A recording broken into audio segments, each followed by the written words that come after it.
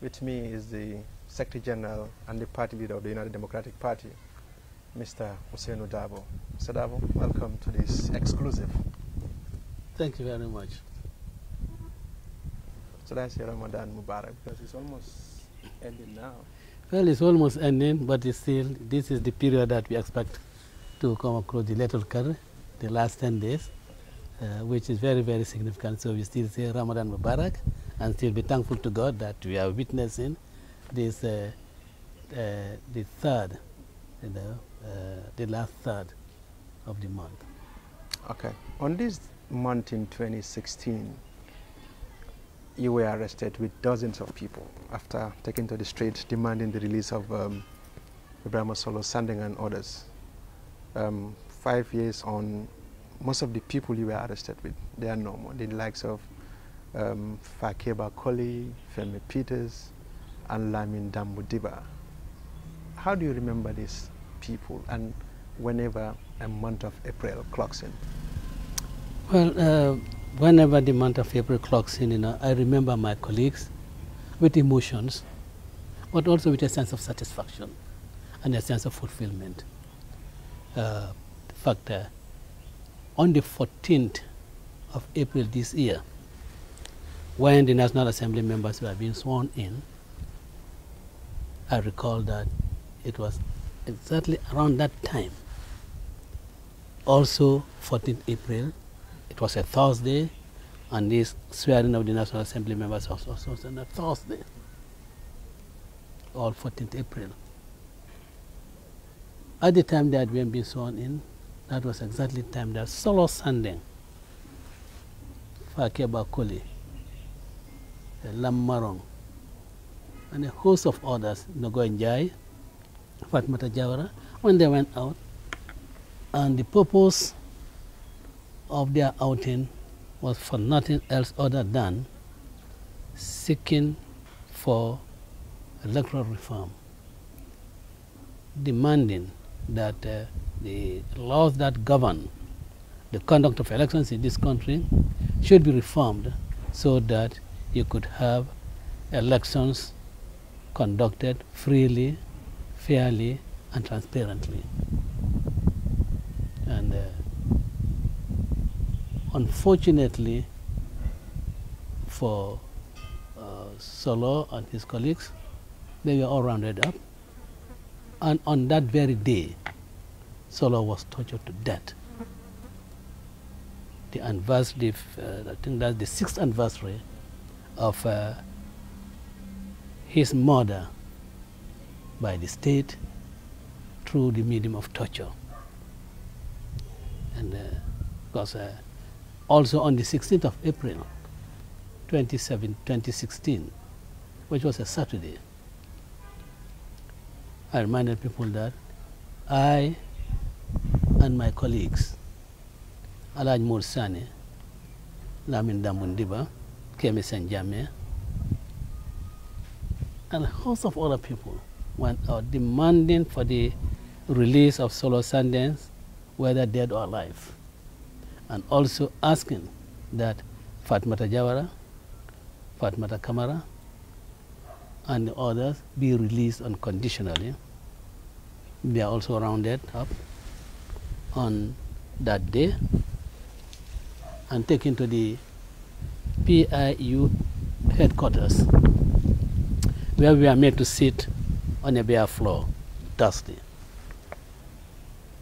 I must guess that that was, about 50 of us, in that room. And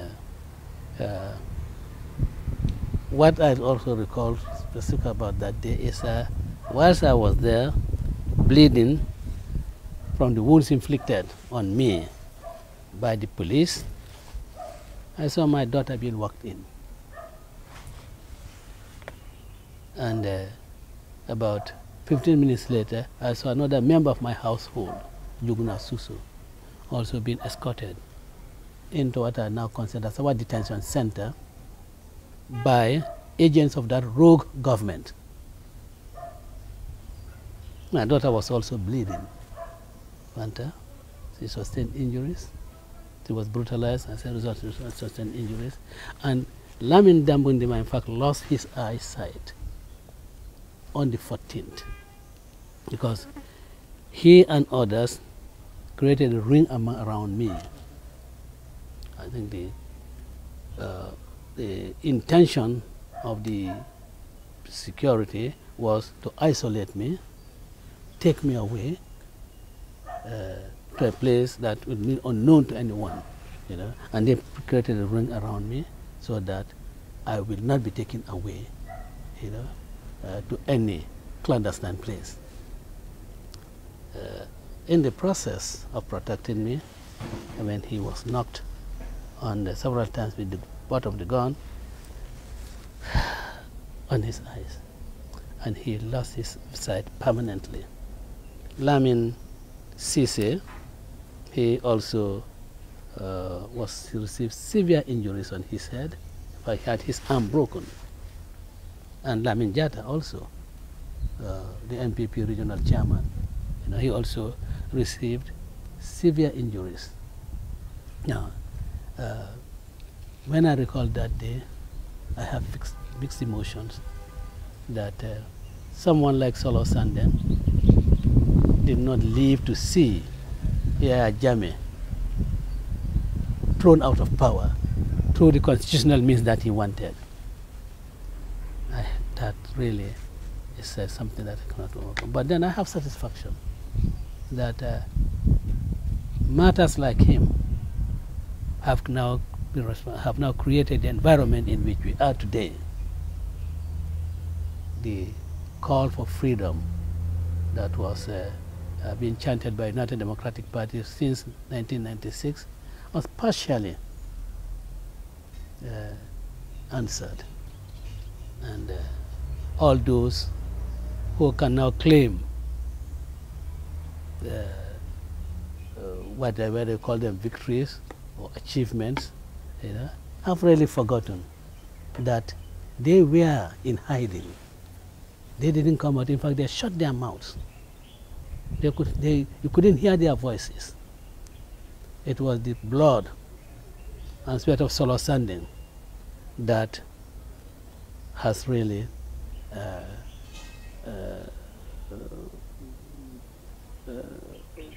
made them now to be able to speak, to be able to write. Yeah? Even those who are writing did so abroad. Those who are speaking did so abroad, but never on the soil of this country.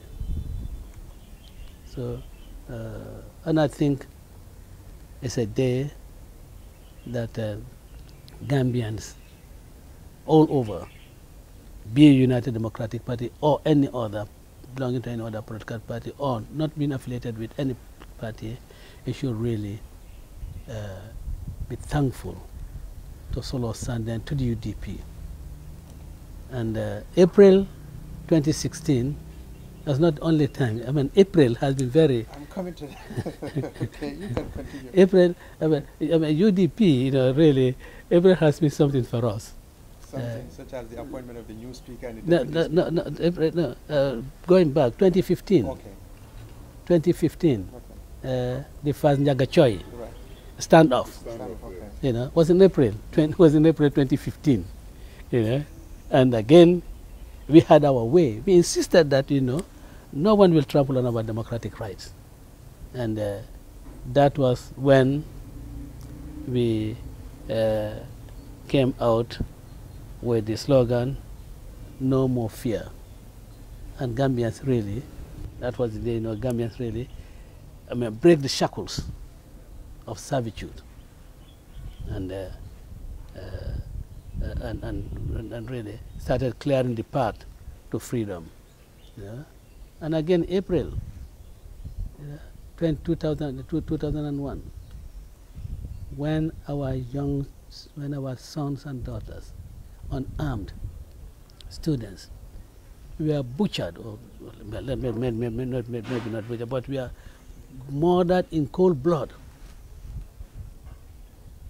So April is a very significant month for the Gambia, for those who were really fighting for the freedom of this country. But I found a downside, although that was great for people of the Gambia, but I find a downside to it. On the 14th of April, 2016, as I said, Solo Sandeng was in the streets there, fighting against the dictatorship. That dictatorship, which had its bulwark in Fabakary Tombong Jatta, had its bulwark in Sidin Jai. On the 14th of April, 2022, those people being confirmed as members of the National Assembly and elected to that very high office of Speaker and Deputy Speaker. This is something I don't think that any sensible Gambian will really tolerate. This is the height of insensitivity. President Adama Barrow has shown how insensitive he is to the members of the United Democratic Party, those who put him in power, those who really took him around the country, how insensitive he is to them. These are people who fought tooth and nail against him. I had information that when the state of emergency motion was proposed, there were people who were trying to get some members of the National Assembly to abstain themselves from attending the meeting of the National Assembly so that the motion will not get the required majority. But if Fabakary Tombong Jatta, went to the president and told him that Mr. X, Mr. Y, they are the ones undermining this motion. And of course, President Barrow called them, and they had to go to such a man who stood on the floor of this very National Assembly to push the passing of that state of emergency motion. A state of emergency motion that was geared towards nullifying and stultifying Adama Barrow's election. Because anything could have happened if there was no intervention. President Adama Barrow could, in that state of emergency, have been arrested. And in fact, all key people around him could all have been arrested. The man who championed that, President Barrow, doesn't think of anything other than nominating him as a member of the National Assembly and then get him elevated to the position of Speaker, the third in rank in our constitutional arrangement, the third in rank, because if the Speaker's president, then he's Speaker. That is an insult to the Gambian people, and in fact, it's just the insensitivity of President Adama Barrow. Sidin Jai, who in his very short period as Minister for Communications, we see how much propaganda he did against President Barrow as the president-elect of the country. Instilled fears. People were fleeing the country, and in the process, families lost their lives. Now, I don't think President Adama Barrow can be oblivious of that. I don't think he's forgotten that. Why would he really nominate Sidin Jai even to make him Deputy Speaker? That is why those of us who are in the struggle thought that Maimouna Cissé was part of that struggle. She should have been the person to be eliminated, to be elevated to such a position. Keba Lam Fofana was part of our struggle. They are the people who should have been elevated to those positions. And let Fabakary and Sidin Jai continue as ordinary members of the National Assembly. But to put them in position of authority, to give them the leadership of the National Assembly, shows how insensitive President Adama Barrow is, and that he doesn't care for what has happened to Solo Sandeng. He doesn't care for what has happened even to Fatmata Jawara. Even though Fatmata Jawara is in the same camp with him, he should have thought the suffering that this young woman went through. And this young man was really fighting against people like Fabakary Tombong Jatta. And they were the ones who were giving the support to President Jammeh. They were the aiders and abettors Yeah. So really, April every year is very. I get emotional about it, and I get some sorts of satisfaction. But April this year, I'm not only emotional, not only satisfaction, but also great disappointment. Okay, you talk about the incidents from the student demonstration coming down to the April, the 2015, 2016 until, but your critics said, although there was a month-long interregnum, we all know, when Jammeh refused to vacate the presidency, but your critics said there is not much difference because you also appointed Ablaye Bojang as an ambassador, and he served in the same capacity as the speaker. Yeah. When there was a change of government in 2016, 2017, January 2017. Yes, yes, yeah. Yes. I mean, it's a decision that I have always said that I have not regretted. In fact, it was Ablaye Bojang who was trying to get members of the National Assembly not to attend that meeting of the House of Representatives so that he could abort that motion. And it is Fabakary Tombong Jatta who went and reported him to the president. If the president had stayed on, Bojang would have lost his position and would have been subjected to a great deal of maltreatment and humiliation. And we knew that. And we also thought that, look, we need somebody who is not a decision maker. He was not a decision maker. He just presided over the proceedings of the National Assembly. And anybody who knows the role of a speaker knows that the speaker does not decide anything. And that is why I got golly when Fabakary Tombong, I'm going to block this constitution. He doesn't have that power. I mean, he has the temerity and audacity to, in fact, expose his ignorance about the role of a speaker. He does not have only temerity and audacity, but he also exposing his ignorance as to what the role of a speaker is. You preside over meetings of the National Assembly, conduct them so that but members conduct themselves with decorum and address the issues, focus on the issues, they don't go astray. Yeah? For you to take a decision on anything, yeah, maybe if there's a tie, sometime when there's a tie, in the full house, you can. But he has absolutely no authority, he has absolutely no legislative power. So now you have 15 members. Clearly you're not satisfied. You have 15 members in the parliament. How do you intend to remedy this situation? Do you have any plans to make sure that to discontinue Fabakary and Sidin Jai as the speaker and the deputy speaker? No, I have told the NPP National Assembly members that if there are people who can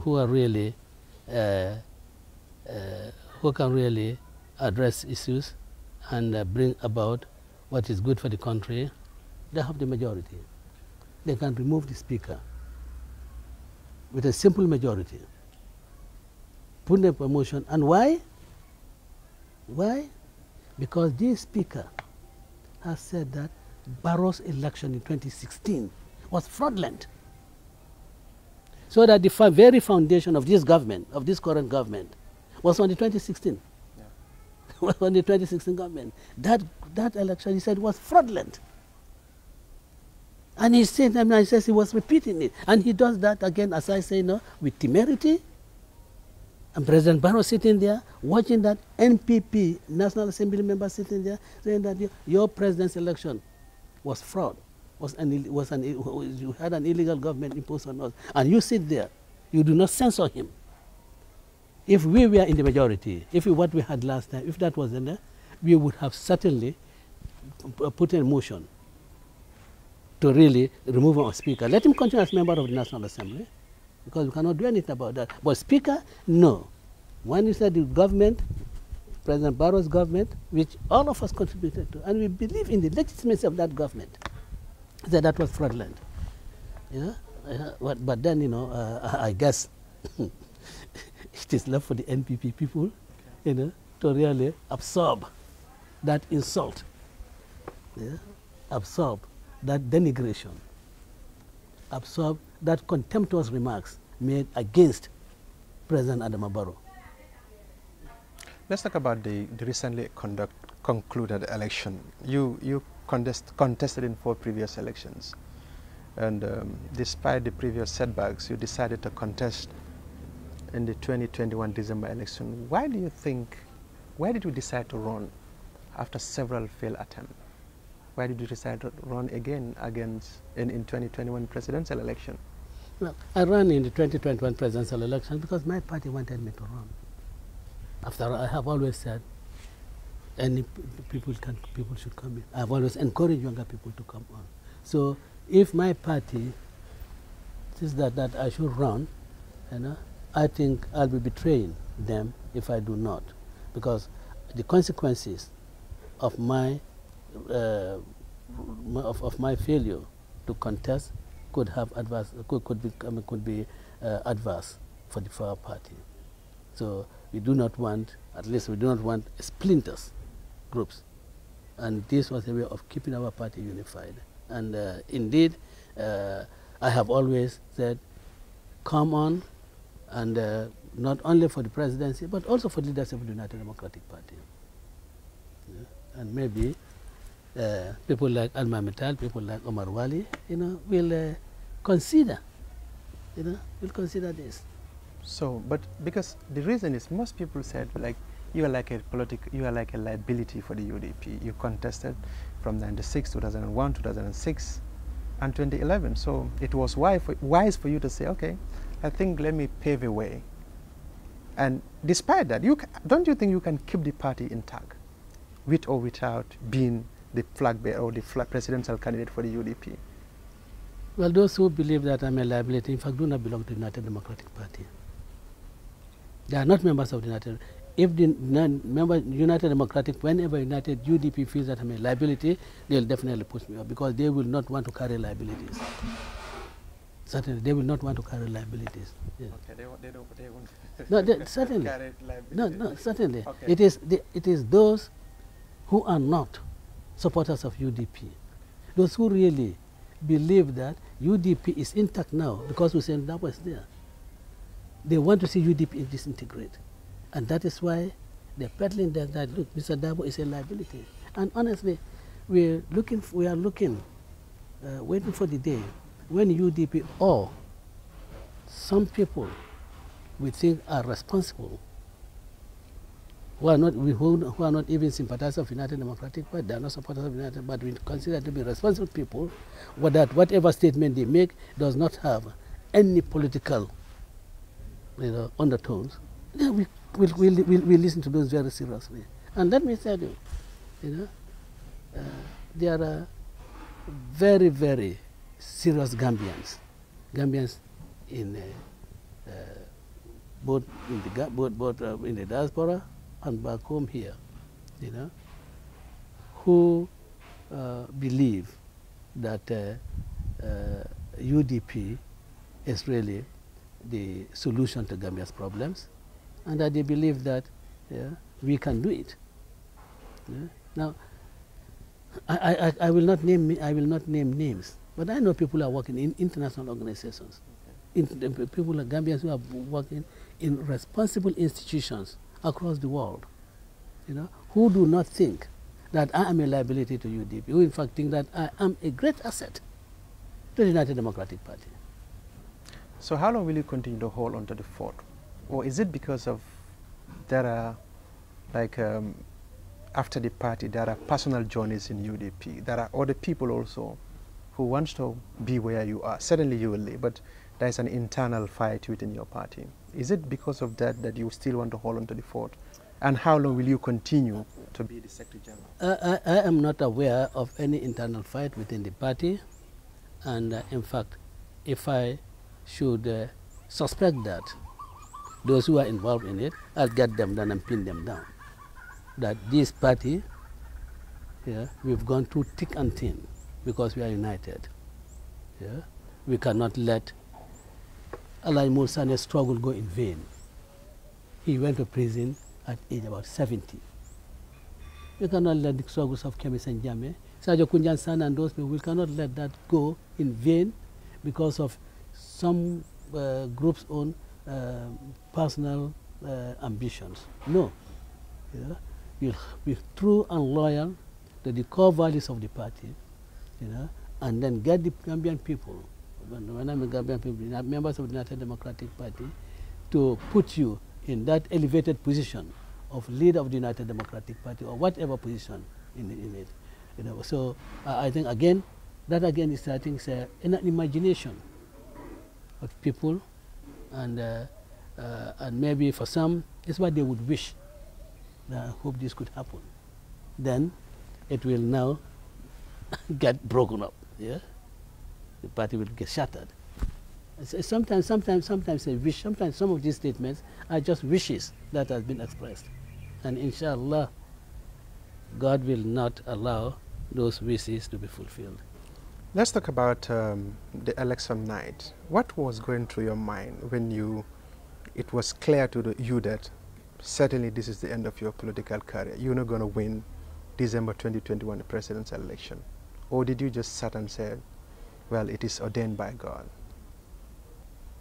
Well, I didn't say that that was the end of my political career. If that was the end of my political career, I would not have been. I would not have been here, you know, talking politics, talking UDP things with you, and talking about this with you. Let me it's not. this way. Okay, your ambition to be president.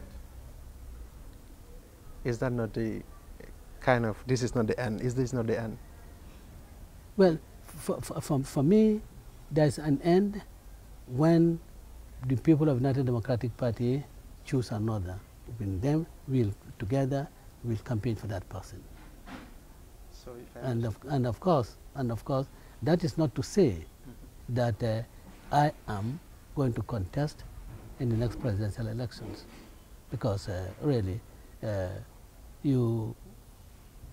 people tend to ignore or set aside that eventualities could come about that is not even controlled by you. Yeah? I mean,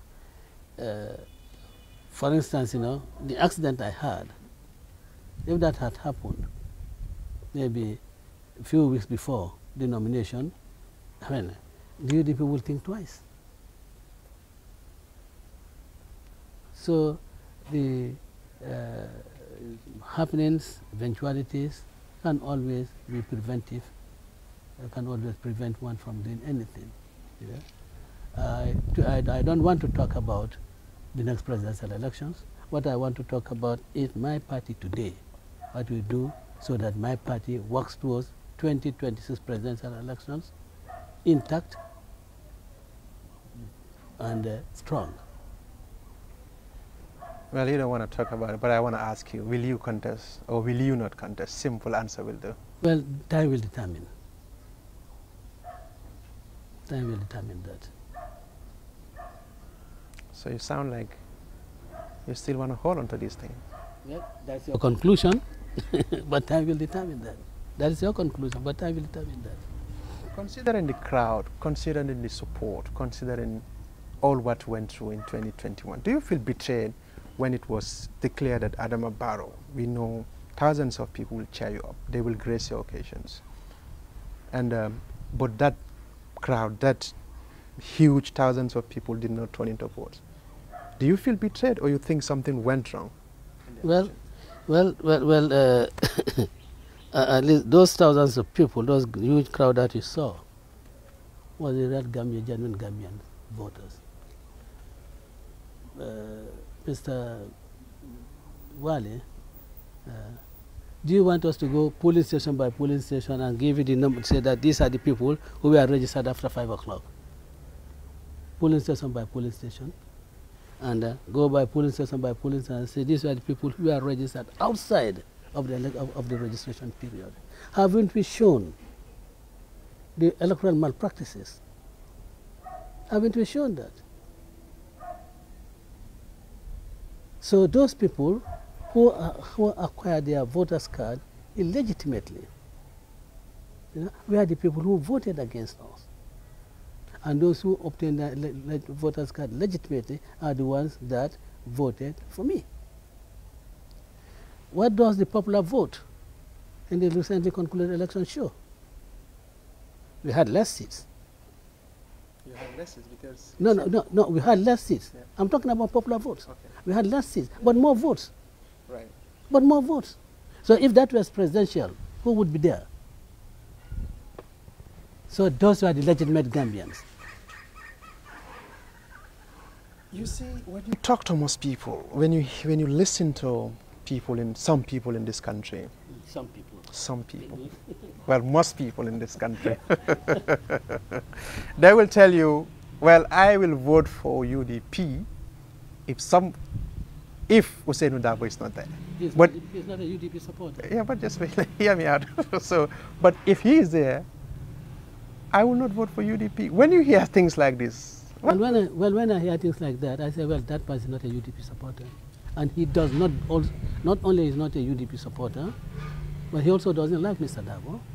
Not only that, he does not appreciate our 5-point agenda. Tell me, what program is more fitting for the Gambian state as it is than our 5-point program? If anybody doesn't vote for that, you know, that person really just has his other reasons. Because even if you do not like the man, but what the man presents to the country, is that viable? Is that in the interest of the country? So you should, I mean, this is what I'm saying, that your personal dislike for Ousainou Darboe, you know, should really not be a reason for rejecting the 5-point agenda. Because after all, the 5-point agenda will be implemented by government, you know, of which Ousainou Darboe is not the only person. Maybe your aunt, the one who dislikes Mr. Darboe, maybe your aunt could be in that cabinet, you know, to really see to the implementation of that 5-point agenda. Is it a matter of dislike or a matter of deciding? Because there are undecided voters around for. No. Don't you consider them no. Okay, let me put them on undecided. But that 5-point agenda, is that not sufficient to you, a reasonable person, to convince anybody that this is the right program? Is there anything? Has any of our opponents during this period said anything against our 5-point agenda? To say that it is not practicable, it is not viable. Has anyone done that? Has anybody critiqued it to say to punch it? Because that's the whole essence of really putting manifestos. That's the whole essence of putting programs so that the opponents can take them up and say, look, the 5-point agenda on the youths, you know, is idealistic, is not something that is achievable. Our 5-point agenda on education. In fact, during the campaign, I had someone from the other side, precisely NPP, talking about Madras. They picked up from our 5-point agenda. It was picked up from our 5-point agenda. No political party had ever talked about bringing the madrasas and this into mainstream educational system. No one thought that, you know, you should have a directorate for madrasas. Nobody thought about it. But when they saw it, they picked up. So that shows that, you know, there's a lot of substance in our 5-point agenda. So if you are undecided, you should be undecided because of the policy, not because of the person. So if 5-point agenda not sufficient to weigh on any undecided person, so that you change your mind and vote for UDP's program. You complain about some of the irregularities in the election, but most people also said you lost as a part of the reason is also some of your supporters, especially those on the internet. Let me put this in Mandinka, because they were there after people. So UDP Mansakunda will go after people. What do you say to that? Because that is something also they were selling. That's a product people were selling outside, that your government is going to go after people.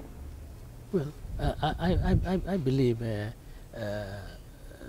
those, you know, who hung on to that really had nothing to hang on to. because I mean, it is the leadership's statements, what the leadership pronounces, that is the policy of the party. Yeah. How many times? In fact, I've never heard of people saying that they will go after anybody. What I have always condemned, which happens, is the use of profane language, abusive language. That is what I have always, condemned. But they have never said that we'll go after anybody. Of course, when I am asked about TRRC, I come out without mincing words. But that doesn't mean that we are going after anybody. That's not a witch hunt. I made that clear when we signed the code of conduct in November at the Kairaba Center. Question was posed, and I was very direct. So that, if that is what makes people reject me, then they are not in for justice. How can you justify the killing of those school kids? And you want to let that go free when there's a recommendation by the responsible institution that was tasked to investigate into that and comes out, based on evidence, comes with a recommendation. And the implementation of that recommendation, should that be, or your undertaking to implement that recommendation, should that be a reason for you not to vote for me? Then if that is so, I'm happy that I stood my ground, my principles. I wasn't sacrificing my principles. I wasn't going dilly-dallying, trying to deceive people. No. Those kids, their mothers are crying. For one of them, I met the mother about 3 weeks ago. She's still crying. If that is what made people not to vote for me, well, very good. Then they want the perpetuation of injustice. That is why they voted against me. We will come to the peace accord, but what does the next 5 years mean for the Gambia? Because quite often when most people said, okay, well, we have a problem with high cost of living, people will, your supporters often said, but this is what they voted for. What would Hussein Dabo presidency mean for the Gambia? What will it be? What difference will it make with Barrow's presidency in terms of improving the living standards of Gambians? See, we accept the fact that the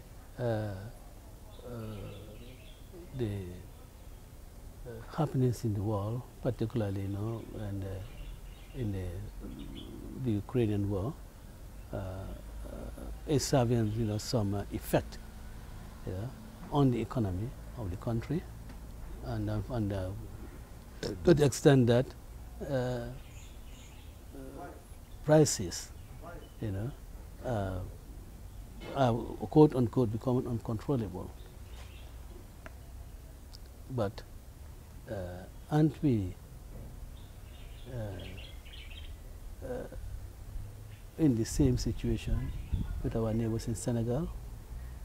Do you hear of Senegalese complaining of the hikes in prices?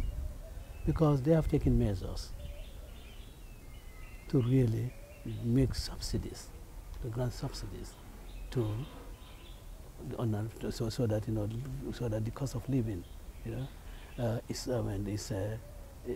kept. It doesn't go out of hand. Yeah? Of course, here that there was subsidy by government, and they tell me that for fertilizer, I think a minister sent fertilizer, or somebody from the trade ministry, that there are subsidies on fertilizer and so forth. But when we talk of fertilizer, subsidies on fertilizer, that is subsidies on farm, that farm implements or things that will help, but not,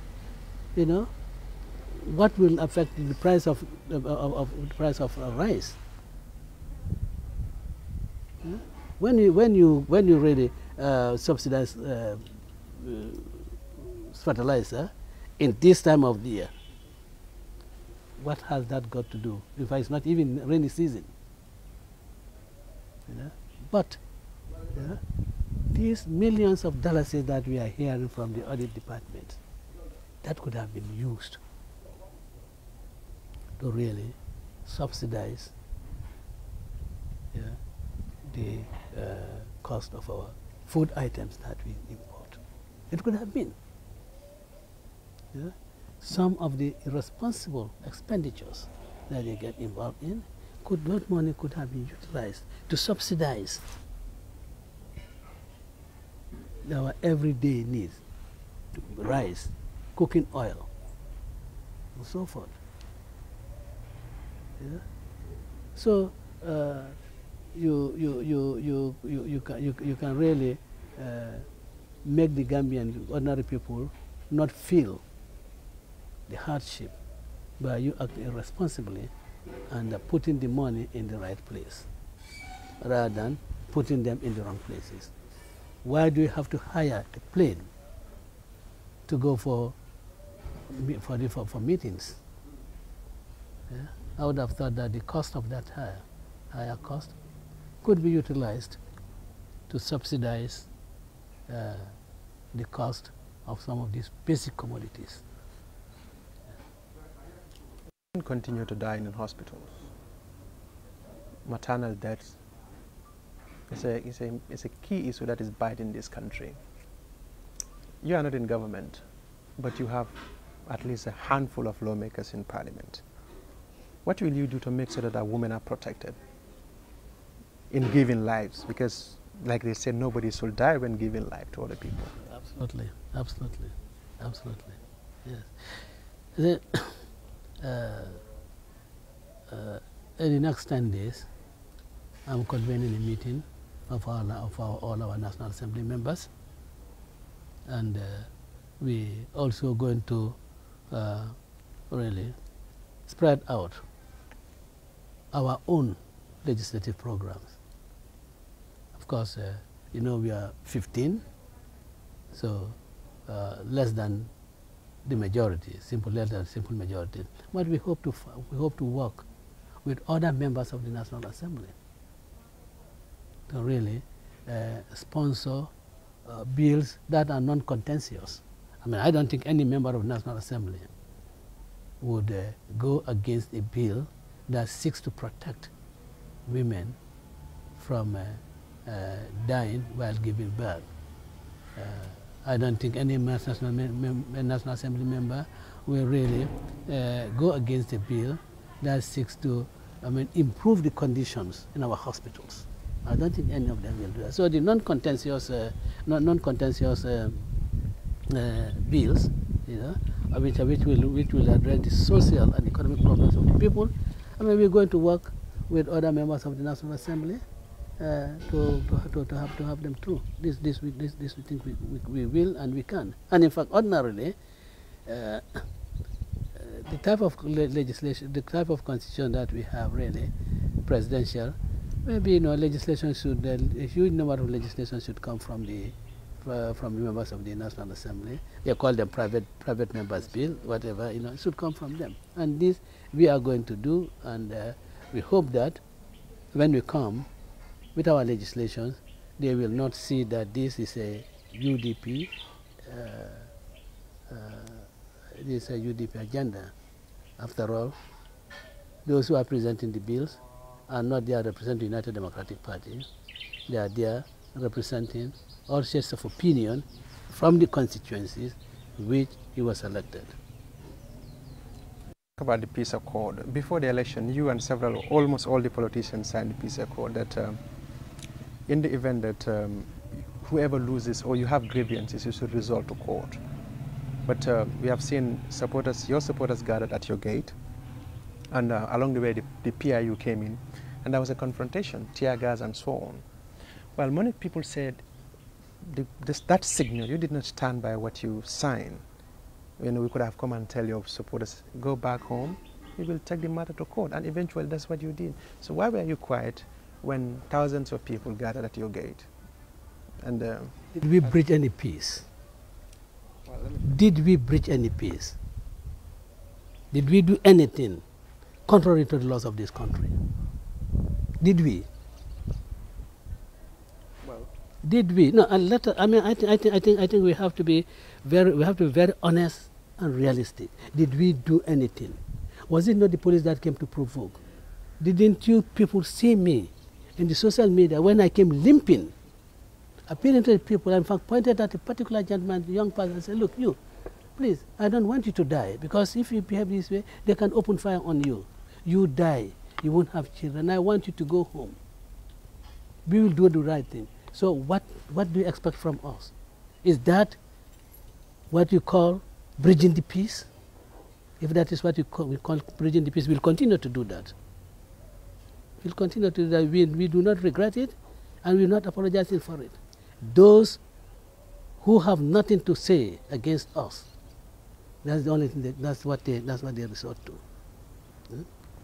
So you did not breach peace. It was in fact the police, if I understand you. So tell Adama Barrow and his police, why did they go against that code of conduct? Ask them that, not me. Not me. I told them, look, eat and then go home. And they were dispersing, and then they attacked them. Didn't you see the policemen, 2 PI officers? You know, I mean, happy to say that, well, yes, we'll do this again to UDP. Didn't you see that? But people are not talking about that. Again, this is the, what I call the unfair and dishonest positions taken by some people against the United Democratic Party. Yeah. Well, we don't mind it. In fact, that is the fertilizer for us. You know, well, can Jambandi as the Mandingos will say. Yeah. Do you think you will ever be president? Well, I had always prayed to God that I be president, and certainly, even if I'm not president, even if I do not sign any decree, but whatever the president can do, I can do. Look, if I tell people, look, this is what I want to be done in Makari Square, you'll see thousands and thousands of people going out to do it. I have that command authority. But that command authority I have, I use very responsibly. That is why I've always asked my people to be law-abiding. Were it not my appeal to the people, the respect I have from them, and that what I call that presidential influence I have on them, this country would have been flames, and nobody could stop it.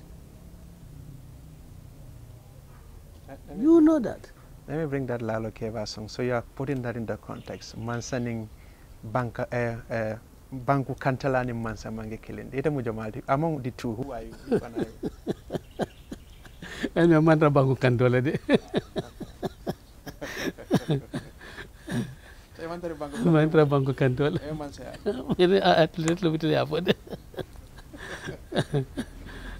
So you tell me. Quite often, you know, you hear your people saying that song Usenu Dabo Julale and in Keba Buka Kamfa. But sometimes we see you get angry. Why?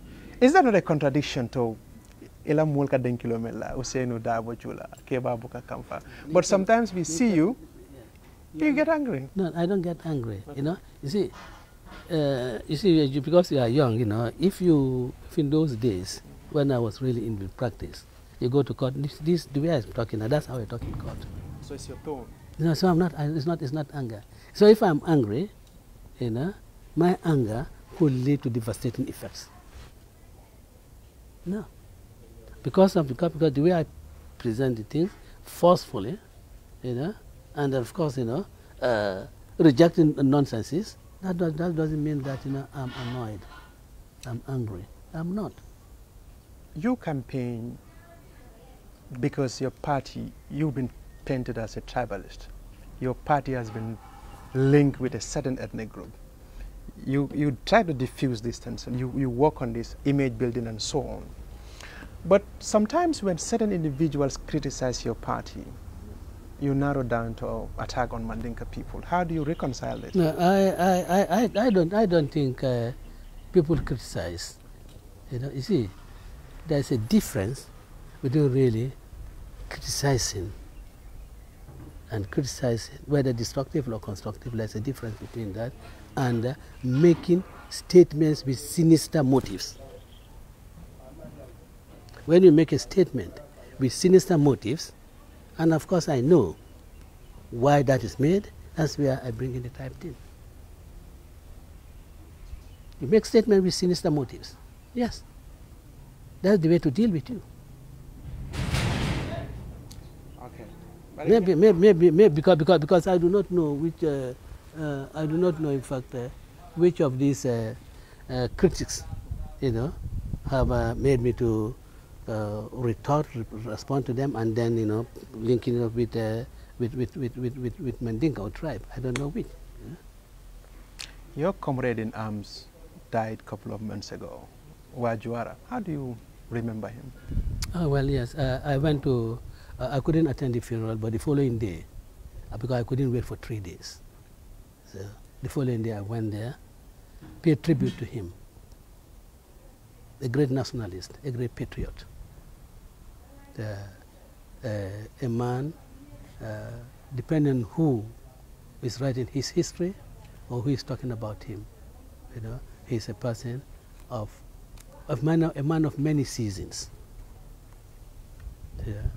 And he, of course, never dodged away or shied away from doing what he believed in.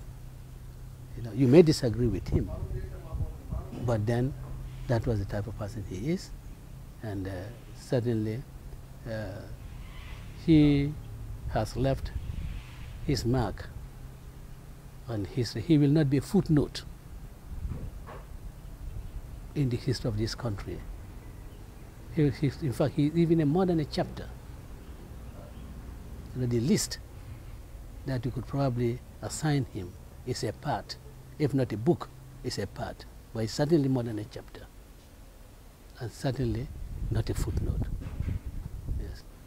Ngamu ko kabiri ko wi ya sidra ela dibito le sirantani lulwin tamarando ko memebulu ya file. Was that the case? No, that's not the case. That's not the case, because I do it. I use the stick to support myself. I was happy about. That was not my expectation, honestly. Okay, what were you expecting? Unexpectedly, because actually I didn't go around the country myself. I went only to your place in Woolly, Nice place, huh? Yeah. Well, yes. Went only to Woolly, and also to Salem, Lower Salem, But the information I was getting, thought that we would get at least 25 seats. Okay, 25. 25. We certainly thought we'd get 25 seats, and we ended up getting 15, 5 less, and certainly, both Jara East and Jara West, the UDP failed in those two constituencies, not for personality reasons. So that was a sure seat. Upper Badbu also the same thing. Elias constituency, that was the same thing, and certainly for URR, believe that Sandu, that we are going to win Sandu, So and for and as well as Nyani in CRR, Upper Fladu, So we gauged and said that look, we'll get at least 25 seats, but we never made that pronouncement. We never prophesied that to anybody, But it was prophesied that we will not get more than 3 seats, and alhamdulillah, we've got 3 times 5. Instead of 3 seats, we got 3 times 5. So you get 15 instead of 3. Right. So coming back to the electoral body, do you still view them with the same lens, the IEC, or your perception changed after this parliament election? They were able to deliver election. No. Because we also took stance. Look, I'm sorry, you've seen in social media what happened in Jara West, Jara East. The confrontation. You saw it. People coming from across the border to come and vote. But there's an argument on that, because they said there are Gambians who got married in Senegal. Look, the law is that you register in the constituency. You must be resident in the Gambia. Okay. And if you are resident in the Gambia, you register in the constituency where you are residing, or you go to your village where you are born. Otherwise, why are they talking about voting for the diaspora? After all, those in that is diaspora. It's outside. So that's not an argument. It's a false argument. It's a false argument. Look at the Elections Act. It tells you that, you know, Gambians who are resident in the Gambia must be registered in the Gambia. You choose to register in your constituency where you reside, or you go to your place of birth, so that you could decide to register in any of the constituencies in the country municipality, or you go to Wuli. But it doesn't mean that you are in Mali, you can come and register here. It doesn't mean that. Or get people, give them money, get them registered from across the border, and then you ferry them in. No. That otherwise, there would be no need to talk of extending the vote to Gambians resident abroad. If that is so, these are Gambians resident abroad, outside of the Gambia. So they should be registered outside of the Gambia as voters. If you had to advise Barrow one thing, what will it be? No, honestly, if I had to advise Barrow one thing, if you had to advise honestly, you know, I would tell him, please, be mindful of those UDP supporters who went with you to form the NPP. Don't let them regret for coming with you. That is what I'll advise him. Yes. This is time for payback. And as I have said, why not Lamin Cham for Deputy Speaker? Why not Alkali Conte for Speaker? Why not Maimuna Sise for Deputy Speaker? No, honestly, these are the people who stood by him. These are the people who said, no, we will not be part of the original UDP. We'll go with you. So I'll advise him to be mindful of those people. Let him give them their due, especially those who are qualified. He shouldn't dump them for his newfound allies. That is immoral. This is my advice to him. So you mentioned Maimuna Sise Darboe, we mentioned Alkali Conte. So, like they said in Mandinka, lo wulole demo di atakeda nyaonya. Those people, wale fanambe Fabakary ni Sidi Njie. Wale bo nyata sinya keme. Wale ko Fabakary ni to Sidi Njie be kuamento. What is sort la nyimbanko kan? Inyantol jole la julolalde. Kavo ko National Assembly member titendro. No, you know. People like Maimuna Nyaliamira for Kafoko, but Inyanten men sotler. Despite the differences. No, honestly, because you move phone call, political phone call, reward lom yindi. Come on, nominate. It's political reward lom. It's rewarding somebody. You know, at least in this particular context, it's rewarding somebody. Because ordinarily, the nominated membership should be some other considerations. Just as I said, on that day, look at the Christian community. Engage them. You have scores of Christians, quite capable, quite competent, quite patriotic. The disabled. In fact, I had said to them that, look, I know I've known one or two disabled persons, very competent. In fact, one of them is an author. It would have been very ideal, very fantastic to have him nominated as member of the National Assembly, appoint and get him elected as member of the National Assembly. Will not only be entrusting that office to a very responsible person, to a very educated person, to a very informed person, but will also be making history that Gambia has for the first time elected a visually impaired person as Speaker of the National Assembly.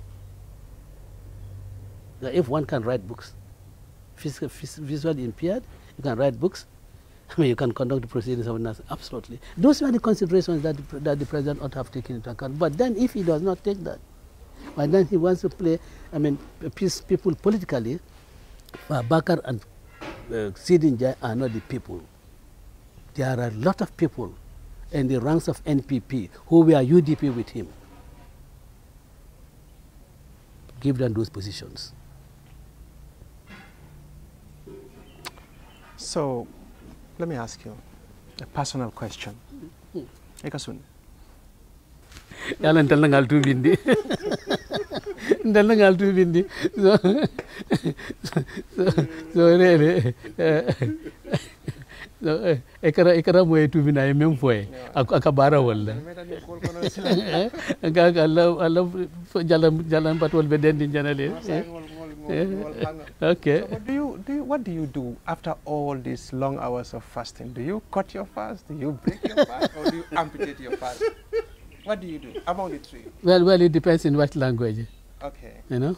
Okay. If I'm saying in Mandinka, I say ngana sungtele, and you know tell, you know, isimuro ta refentele, and that is cutting. Okay. You know.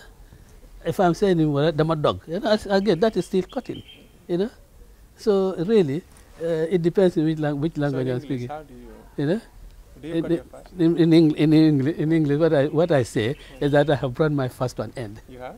Brought my fasting at an end. Oh, so you don't cut your fast, or you don't break it? No, but then I bring my fast to an end. I end it. I end my fast. You know? Finally, what is your final message? Well, my final message to the Gambians says to say to all of you, Ramadan Mubarak, and that as we are in, as I said, the last 10 days of the month, we rededicate ourselves to our Creator and be thankful to Him for giving us life to witness this as Ramadan. And we are praying that He allows us to see the end of this as Ramadan.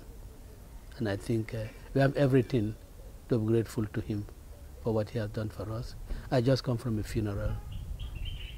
A young woman, maybe in her mid-30s, who fasted yesterday,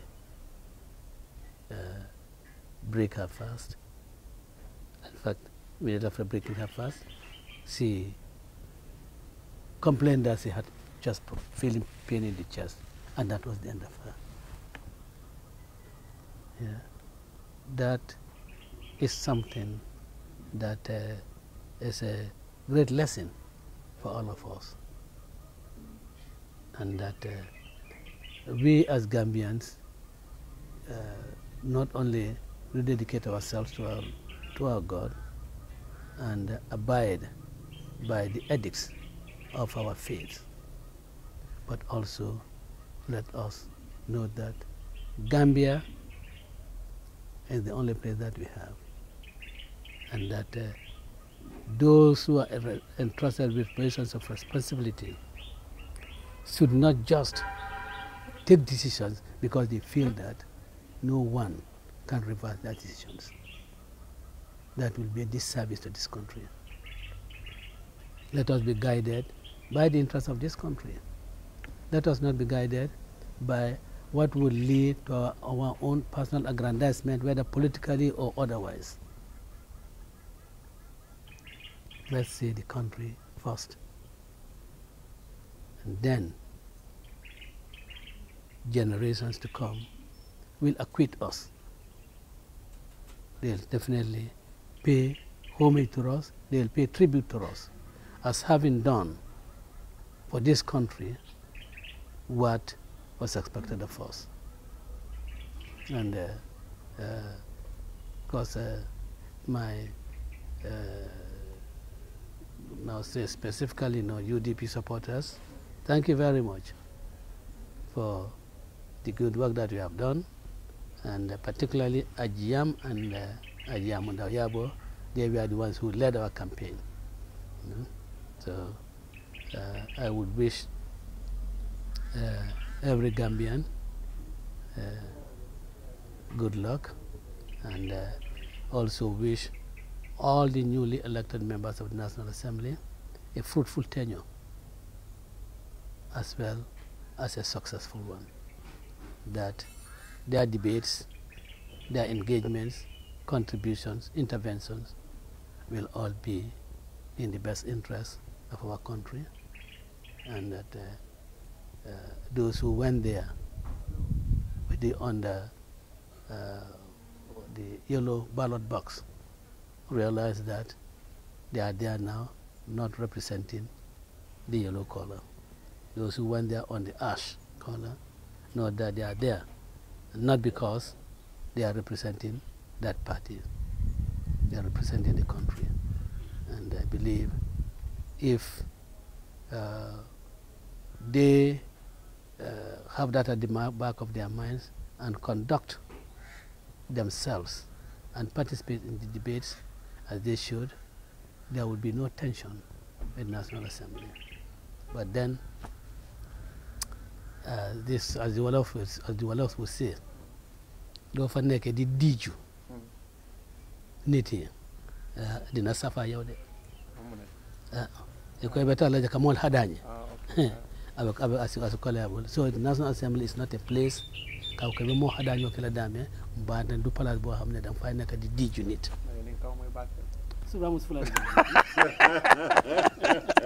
ande amena fo ñaawal nde kan te amena fo way wa kawre ko diiju wa nan ko ngute entele ñaawal yara ko dele basic le no ya ngeen ci ramu fula le be wala be kan moy la kodi so thank you so much Mr. Dabo ala haftanu bari ntel taji ñaade tadi between the Ethelba Polak, Ethelba comparison, Alma, Ethelba comparison. What is the color? You don't know this color? Yeah? It's very nice. Ninyokan? Bakso find Ninyokan?